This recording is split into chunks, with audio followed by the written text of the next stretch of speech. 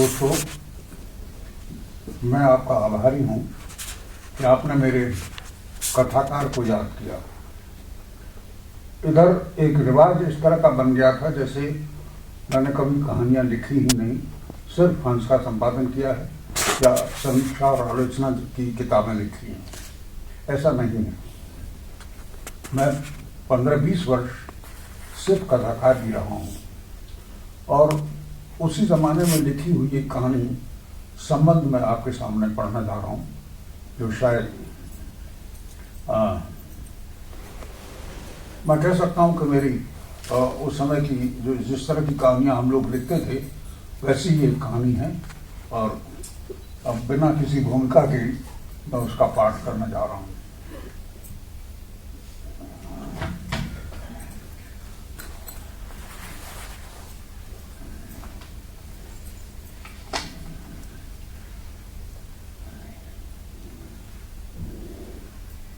शायद मरते वक्त वो खिलखिला कर हंसा था। मन में पहला विचार यही आया। बाकी खोपड़ी कुछ इस तरह से जलकर काली पड़ गई थी और आसपास की खाल कुछ ऐसे विभत्स रूप में सिकुड़ी हुई थी कि न सिर्फ बत्तीसी की सफेदी ही पहली निगाह में दिखती थी और बाकी चेहरा न देखो तो यही भ्रम होता था कि वो हंस रहा है। शायद मम्मी का चेहरा भी ऐसा ही लगता होगा। गेरू पुती उस बिल्डिंग के बरामदे और फिर काली सड़क पर लोगों को भरभरा कर गुद कर चंदोवे की तरह तन गई थी, जिसे संबंधियों और परिवार वालों को रोना पीटना खम्भों की तरह ऊपर उठाए हुए थे। सभी कोई चंचल और आंदोलित थे, लेकिन कर सकते से एक सत्य जैसे स्तब्ध। मैं पीछे वालों का आग्रह झेलता हुआ गर्दन ताने बीच के गोले में झांकते रहने से मैं सफल हो गया था। लाल पत्थर की पेटियों वाले फर्श पर बीचों बीच सफेद चादर से ढकी वह लाश लेटी थी।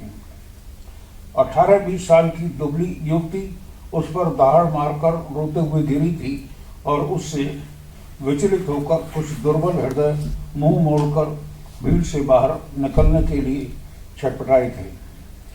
तभी मौका देखकर मैं भीतर घुस गया था। उस समय 2-3 औरतें उसे, जो साफ ही मृतक की पत्नी थी, गोद में भरकर उस लाश से अलग कर रही थी। इस प्रयत्न में चादर खिंच गई थी और लाश का चेहरा दिखने लगा था, जिसे पास की उकड़ू बैठे 2 व्यक्तियों ने फिर ढक दिया था। चादर की सुकड़ने ठीक होते ही टूटी गहरी कत्थई चूड़ियों के टुकड़े सरक कर लाश के अगल बगल जमीन पर आ गिरे थे। चादर के बुनाई के रेशों में फैलकर कई सुर्ख दाग नहायत बेढंगे हो गए थे और वह जान पाना मुश्किल था कि चूड़ियों के टूटने से कलाई से निकले हुए खून के हैं, सिंदूर है, या लाश के शरीर से निकले रक्त के पहले वाले दाग हैं। छूकर देखने से ही पता चलता है, ताजे या पुराने देखने में ताजे ही लगते हैं।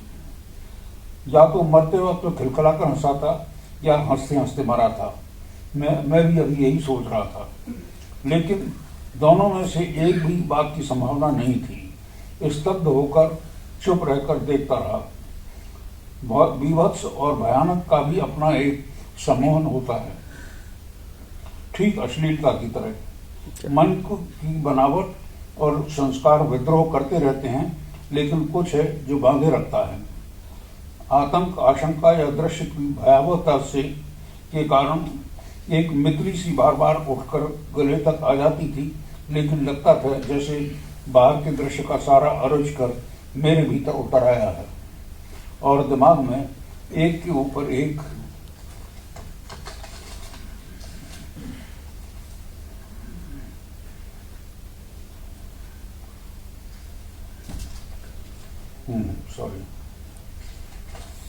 एक के ऊपर एक काटती आवाजें ऐसे फेंकी जा रही थीं, विभिन्न कोणों से फेंके भालों की तरह। हटो हटो, इस तरह लदे क्यों जा रहे हो। कभी कभी कोई सिपाही सफ़ेद लंबा कोट पहने अस्पताल की नर्स या कोई नीली वर्दीधारी कर्मचारी डांट कर भीड़ को पीछे ठेल देता। भीड़ एक औपचारिक ढंग से पीछे हटती और फिर वही दमघोट घेरा सकरा होने लगता। दोनों घुटनों पर कोहनियां रखे सामने की ओर हाथ फैलाए बैठा सूनी भावहीन नजरों से कहीं भी न देखता आदमी या तो लाश का बाप है या 15-20 वर्ष बड़ा भाई। यह किसी के बताए बिना भी साफ था। सांवले रंग चेहरे पर सफेद सफेद झाग जैसे बाल थे, यानी हजामत कई दिनों से नहीं बनी थी, और मटमैली आंखों से लाल डोरों का जाल था। नीचे के पपोटों से गोलियां जैसी लटक रही थी। सर पर खिचड़ी बालों के बीच छोटा सा गंज भी था। चेहरे पर खून नहीं था। कमीज और धोती पहने इस तरह बैठा था जैसे कोयलों के जल जाने के बाद राख का आकार रह गया हो और जरा छूने से ही बिखर जाएगा। 5 साल पहले इसका बड़ा लड़का पानी में डूबकर मर गया था। किसी ने बड़ा बताया। क्या किस्मत का खेल है। 2 लड़के थे और दोनों ही नहीं रहे। अब मेरी समझ में आया कि वो बाप ही है। किसी दफ्तर में हेड क्लर्क है। हाय हाय, सुनने वाले ने बड़ी गहरी सांस ली। हे भगवान, कैसी मिट्टी बिगाड़ी है बुढ़ापे में। रिटायर होने के 5-7 साल ही बचे होंगे। मैं भी यही सोच रहा था। पूछा, लड़के की उम्र क्या थी। अजी कुछ भी नहीं, मुश्किल से 22-23 साल का होगा। पिछले जड़ों में अभी तो गौना हुआ था। सफ़ेद छल्ले वाले -7 के कांचों से आंखें मिचमिचाकर उस व्यक्ति ने बताया। चश्मा जरूर उतारने के बाद उसे तलाश करने में इसे बहुत दिक्कत होती होगी। पता नहीं इन लोगों का मानसिक स्तर कैसा है। विधवा विवाह करेंगे भी या नहीं, इसका पता ले लें तो बाद में विधवा विवाह के तर्क में कोई अच्छी सी किताब पोस्ट से भिजवाई जा सकती है। मैंने सोचती हुए मानो इसी निगाह के बीच की खुली जगह के किनारे एक बुढ़िया की गोद में पड़ी बहू को देखा। उसकी साड़ी जमीन पर बिखरी थी। हरे ब्लाउज से बटन खुल गए थे, लेकिन उसे शायद होश ही नहीं था। चेहरे पर पसीने, आंसुओं और बिखरे बालों का ऐसा गुंजलक चिपक गया था कि पता ही नहीं लगता था मुंह नीचे की ओर है या ऊपर। बुढ़िया ने उसे इस तरह गोद में भर लिया था जैसे वह टूट कर फिर लाश पर न जा गिरे। बाद में यही बुढ़िया उसे गालियां दिया करेगी, बर्तन मंजवाएगी और कपड़े धुलाएगी। मेरा अनुमान गलत था। माँ जमीन पर फिर सिर फोड़ कर रो रही थी और देवी सड़ जाने पर झूमने वाली चुड़ैल जैसी लगती थी। सारे वातावरण में उसी की बोली लगातार और ऊंचे सुर में सुनाई पड़ती थी। बाकी बोलियां किधर से आ रही थी ये जानना मुश्किल था। इसका गला बैठ गया था और उसी आवाज से कभी कभी कुत्ते और गाय की बोली का भ्रम होने लगता था। हाय हाय, अब मैं किसके लिए जीऊंगी। इस बेचारी को किसके लिए छोड़ गया। बेटा, इससे कहा था रुपए दे आओ। अब रुपयों को छाती पर रख कर ले जाना। अरे मेरे जान जवान बेटे को चीर डाला इनका। अरे इनके बेटे भी इनकी आंखों के सामने यूं ही मरेंगे। वो लंबी लय के साथ रो रही थी। मैंने सोचा ये औरतें रोते हुए गाती हैं और गाने में रोने की बात करती हैं। कभी किसी बड़ी बूढ़ी ने उसे टोक कर कहा, अरे पता नहीं किस जन्म के साथ का फल भोग रही हो। अब जान बेटे दोनों बेटे उठ गए, अब क्यों किसी की को कोसती हो। जरा सा धीरज करो। अरे मैं कहाँ से धीरज करूं, मेरे दोनों पाले पनाह से बेटे चले गए। हाय हाय, जरा इंजेक्शन लगवाओ, अभी तो सांस बाकी है। अब कौन सुबह उठकर जलेबी की जिद करेगा। कौन मेरे हाथ पांव दबाकर सिनेमा के पैसों के लिए खुशामद करेगा। अभी तो शादी की हल्दी भी बदन से नहीं उतरी है। और उसने फिर झपट कर चादर के नीचे से लाश का काला पड़ा हुआ हाथ निकाल लिया और उसे अपनी छाती से निकाल चिपका कर जमीन पर बिलक बिलक कर रोने लगी। लाश पर एक आध आदमी यूं भी हाथ से हवा कर देता था जैसे मक्खियों को हटा रहा हूं। फैलती बदबू से लगता था कि कई दिनों पहले मरा है। मैंने मन्नत को दिलासा दिया कि बेचारी माँ का दिल है, उसे तो एक बात याद आएगी और वह यूं ही जिंदगी भर रोएगी। आसपास की दो एक औरतें लय बांध कर रोने के बीच में ही कभी कभी बोल देती थी, अरे मुझसे आकर बोला था कि चाची बहुत दिनों से तुम्हारे हाथ का सरसों का साग नहीं खाया है, आए अब मैं किसे खिलाऊंगी। मैंने सोचा घर के रोने वाले लोग काफी कम हैं, शायद अभी सब लोगों तक खबर नहीं पहुंची है। क्या हो सकता है कि वे ही इस नगर में नए हों। अभी तो मोहल्ले पड़ोस के लोग ले देकर आगे आ रहे होंगे, शायद तय नहीं कर पाए होंगे कि कौन से कपड़े पहने, कौन पीछे रहे, किसका यहाँ होना ज़्यादा जरूरी है। अस्पताल जाएं या सीधे शमशान ही पहुँचें। कपड़ा ढकी लाश कैसी आतंकास्पद लगती है। मैं जरा पीछे हटाया। एक तो पीछे के दबाव को संभालना कठिन हो गया था, दूसरे बहुत देर खड़े रहने से घबराहट होने लगती थी। मान लो लाश की जगह मैं होता तो आसपास रोने वालों में कौन कौन होते। इस विचार से सामने के गमगीन लोगों के चेहरों की जगह मुझे अपने एक एक परिचित का चेहरा याद आने लगा। कल्पना बहुत ही कष्टदायी लगी। मैंने सोचना बंद कर दिया और बाहर निकलकर जल्दी जल्दी सिगरेट पीने लगा। यूं समझो गोद गोद कर मारा है। भीड़ के बाहरी सिरे पर अस्पताल का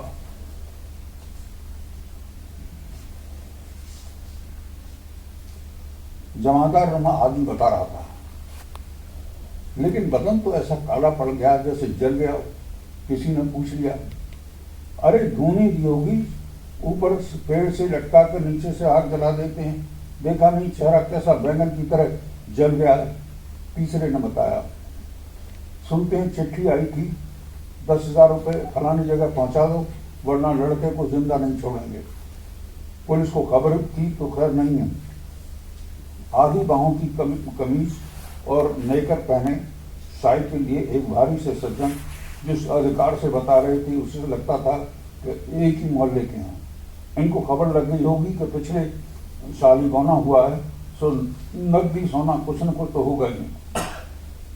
अरे किसी ने खबर कर दी होगी। धूप से आंखों की आड़ करते हुए दूसरे ने राय दी, अरे साहब उनके मुखबर सब जगह लगे होते हैं, मिनट मिनट का हाल उन तक पहुंचा जाता है। हम दोनों ने एक दूसरे को इस तरह देखा कि हमें मुखबिर कौन है। हाँ साहब, फिर क्या हुआ? इन बेकार की बातों के बीच में आ जाने से जल्लाकर किसी बेचैन श्रोता ने संभाल लिया। फिर क्या? वे सज्जन बोले, 2-3 दिन तो बेचारों ने इसी सोच विचार में निकाल दिए कि रुपया का इंतजाम करें तो कैसे करें। 15-20 साल की नौकरी हो गई तो क्या हुआ? तुम जानो आज के ज़माने में इतना रुपया है किसके पास? फिर कोई सेठ साहूकार तो हो तो दूसरी बात है। नौकरी पेशा आदमी बेचारा महीने के खर्चे कैसे पूरा करता है हम जानते हैं। जितना सोचा था लड़की की शादी में उतना मिला नहीं। जो जोड़ा था वो लड़कियों की शादी में लगा चुके थे, ऊपर से कर्जा और था। मगर साहब लड़के की जान का मामला था। हाथ पांव जोड़कर किसी तरह 5-10 हज़ार रुपये जमा किए। फिर किसी के हाथ हम तुम बाद में समझा दिया होगा कि पता नहीं क्या दिमाग में आई कि चुपके से पुलिस में जाकर खबर कर दी। अच्छा हरे राम कई एक साथ बोले, बस यही गलती कर दी। अरे भाई पुलिस वाले साले ये सब कराते ही हैं, उनसे मिले रहते हैं और इस तरह के उठाकर ले जाने वाले डाकू तो समझो बड़े चौकन्ने होते हैं। यहाँ उन्हें ऐसा कुछ शक हुआ कि फिर तो बोटी बोटी काट देते हैं। पिछली बार सुना नहीं था, काफी भीड़ इधर ही मुड़ आई थी और सांस रोके ये किस्सा सुन रही थी। बात किसी और किस्से में बह जाएगी, इस अधीनता से जल्लाकर किसी ने नेकर वाले से पूछा, तो फिर क्या हुआ? बस साहब ये रुपए रखा है और पुलिस ने मोर्चा साथ दिया। घंटा, 2 घंटा, 3 घंटा रुपए लेने ही नहीं आया कोई नहीं आया। भीड़ में सामने वाले ने पूछा, उन्हें तो पता लग गया, तो वो क्यों आते? नेकर वाला बोला। दूसरे दिन ही चिट्ठी आ गई कि आपने हमारे साथ धोखा करके पुलिस को खबर कर दी, अब हमारा कोई दोष नहीं। यही सुनाने वाले ने गहरी सांस ली, तो बेचारे को मार मूर कर कल रात को नाले पर डाल गए। पोस्टमार्टम हमें एक देखो ना, 1-1 इंच पर चोट के निशान है, और रही सही कसर पोस्टमार्टम के नाम पर डॉक्टरों ने पूरी कर दी, किसी ने जोड़ा। शायद सभी का यही ख्याल था कि पोस्टमार्टम या डॉक्टरी रिपोर्ट का अर्थ एक अंग को चीर फाड़ कर देखना है। सारी भीड़ नए सिरे से एक आतंक का आलम तारी हो गया, और वैसे जैसे सब अपने अपने बच्चों को की बातें सोचने लगे। पहला ख्याल मुझे भी यही आया, चलो अच्छा है मेरे बच्चे यहाँ नहीं हैं। फिर सोचा, लेकिन ऐसे दल तो वहाँ भी होंगे। आज ही चिट्ठी लिखूंगा, बच्चों को एकदम बाहर मत न करना देना। पहली चिट्ठी तो लड़के के हाथ की ही लिखी बताते हैं। किसी ने कुछ देर बाद दमघों की चुप्पी को तोड़ा। मार कर लिपाई होगी। समझदारी से मुंडासा बांधे एक जमादार जैसा आदमी बोला, इन लोगों को दया माया थोड़ी होती है, ऐसे समय क्या बोलना चाहिए यह तय करना बड़ा ही मुश्किल है। मैंने समझदारी से कहा, वो तो कहो लड़का था सो मार दिया, लड़की होती तो पता नहीं बेचारी की क्या दुर्गति करते, किसको हाथों कहाँ बेचते। लेकिन शायद ये मन ही मन कहा, क्योंकि किसी पर कोई असर नहीं हुआ। वही मुंडासे वाला समझा रहा था कि ऐसा वक्त आ गया है कि आदमी चोर डाकू न बने तो क्या बात करे। गेहूं 60 रुपए किलो तक हो गया है, खाना पीना मिलता नहीं, बरसों इस दफ्तर से उस दफ्तर में चक्कर रहो, उन्हें नौकरी को कोई पूछता नहीं। कभी अभी तो और होगा, तुम देखते रहना। मैंने उसे गौर से देखा, कहीं ये व्यक्ति भी तो डाकुओं में से नहीं है। वे इसी तरह आदमियों को भेज देते हैं और सारी जानकारी इकट्ठी करते रहते हैं। उनकी बात का पर जो आदमी सबसे अधिक मुग्ध भाव से सिर हिला रहा था, वो बिना क्रीज, गंदी पतलून, बनियानहीन कमीज में अधेड़ सा दिखाई देता था तो वो खुद बेकार था, या उसका भाई बेटा भाई काफी दिनों से बेकार बैठा था। मैंने अनुमान लगाया। यह भीड़ डाकुओं के किस्सों और उनके कारणों में भटक गई थी। उस क्षण शायद सबका ध्यान पास पड़ी लाश और रोते हुए घर वालों की तरफ से हट जाता। लाल बिल्डिंग की आड़ में चुप से धूप से बचकर खड़े खड़े मैं तय नहीं कर पा रहा था क्या वहां खड़ा रहूं या चल दूं। बड़ी देर कोशिश करने पर भी याद नहीं आया कि मुझे जाना किधर है। अब यहाँ जो होना था कुछ नहीं है। हालत बहुत बुरी होती जा रही है।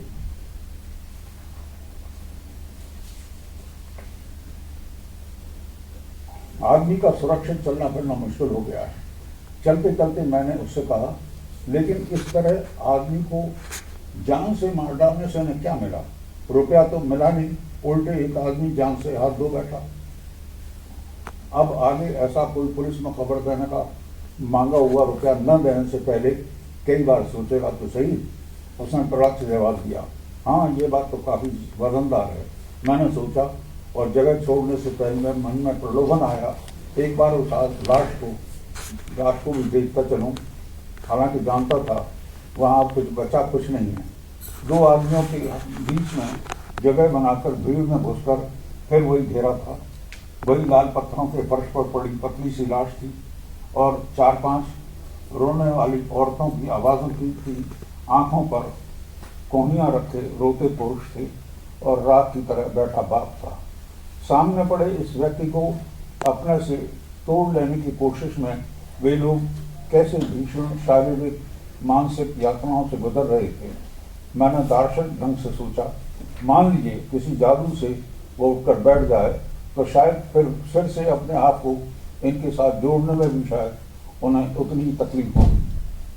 और मैं भीड़ से निकल कर लौटने को ही था कि एक और घटना हो गई और सारी भीड़ बड़े ही विचित्र ढंग से आंदोलित हो उठी। स्प्रिंग वाला स्वयं दरवाजा खोलकर नीला सफेद कोट पहने पहले वाले डॉक्टर नुमा आदमी ने निकल कर किसी को संबोधित किए पूछा, बिना किसी को संबोधित किए पूछा, तुम्हारे बेटे का नाम हरकिशन था ना? हरकिशन हो या मैंने चरण राम, अब क्या फर्क पड़ता है? मैंने सोचा ही था कि किसी ने कराहते ढंग से कहा, हाँ बाबूजी हरकिशन ही था, कहने वाला बाप नहीं था। शायद वे लोग अपनी कोई खाना पूरी करने को पूछ रहे हैं। उसके ऊपर वाले होंठ पर चोट का निशान था। डॉक्टर ने फिर निराकार सवाल किया, हाँ जी। जरा देर कुछ ऐसा औरतों पर आदमियों का रोना रुक गया, उस उम्मीद में कि शायद डॉक्टर कोई ऐसा समाचार देगा कि सारा दुख बदल जाएगा। देखो ये लाश गलती से आ गई है, नंबर गड़बड़ हो गया था, तुम्हारे बेटे की लाश दूसरी है। वो तो भट्टी से जलने का केस था। डॉक्टर ने नहायत ही मशीनी ढंग से कहा और दरवाजा छोड़कर भीतर हटा ही था कि पीले गंदे से नेकर कमीज पहने दो आदमी आगे एक नई स्ट्रेचर उठा लाए। जैसे किसी नाटक का दृश्य हो, सदे हाथों से उन्होंने स्ट्रेचर जमीन पर रखी। एक ने सिर और दूसरे ने पांव से ऊपर लाश को जमीन पर लेटाया तो एक ने बड़ी तत्परता से बीच में हाथों का सहारा दिया। अब दो लाशें बराबर लेटी थी। उन्होंने उसी रिहर्सल किए गए ढंग से पहली लाश को टांगों और सिर की तरफ से पकड़कर स्ट्रेचर पर रखा। पीछे की ओर घूमकर स्ट्रेचर के हत्थे पकड़कर आगे घूमे, उठे और हल्के से मोड़ लेकर अंदर की ओर चल दिए। शायद लाश भारी थी। किसी ने नई लाश को सफेद चादर बहुत ही डरते डरते जरा सी उठाई और रोना धोना एकदम नए सिरे से शुरू हो गया। बाहों में बंधी बहू नए सिरे से छूट कर लाश पर आ गई और छाती पर सिर रख कर मार कर रोने लगी। माँ जमीन पर पहले की तरह सिर फोड़ रही थी, बाल नोच रही थी। बाप ने नए सिरे से सिर पर हाथ मारा था और पहले से भी ज्यादा ढेर होकर बैठ गया था। पृष्ठभूमि पर रुदन संगीत उसी गत से चलने लगा था। स्टेज ले जाने वाले दोनों जमादारों ने जाली खोले दरवाजे से जाकर गुटके हटा दिए थे और दरवाजे भट करके बंद हो गए थे। निगाह फिर बीच की लाश पर लौट आई। औरतें बहू को हटा रही थीं और लोग चादर को पकड़े थे कि बहू को हटाने से खींची न चली आए। टूटी चूड़ियों को जमीन पर बिखरे टुकड़ों को देखकर समझ पाना बड़ा मुश्किल था कि ये अभी टूटे हैं या पहली लाश पर टूटे थे। मेरी इच्छा हुई कि एक बार जरा सी चादर हटे तो देखूं क्या इस चेहरे पर भी दांत उसी तरह लगते हैं। किसी ने कहा, हमें तो पहले ही लगा था। दूर सड़क पर एक चिचियाती आवाज देर तक पीछे करती रही, हाय मेरे बेटे। लेकिन उसमें अब पहले वाली उठान और उत्साह नहीं था।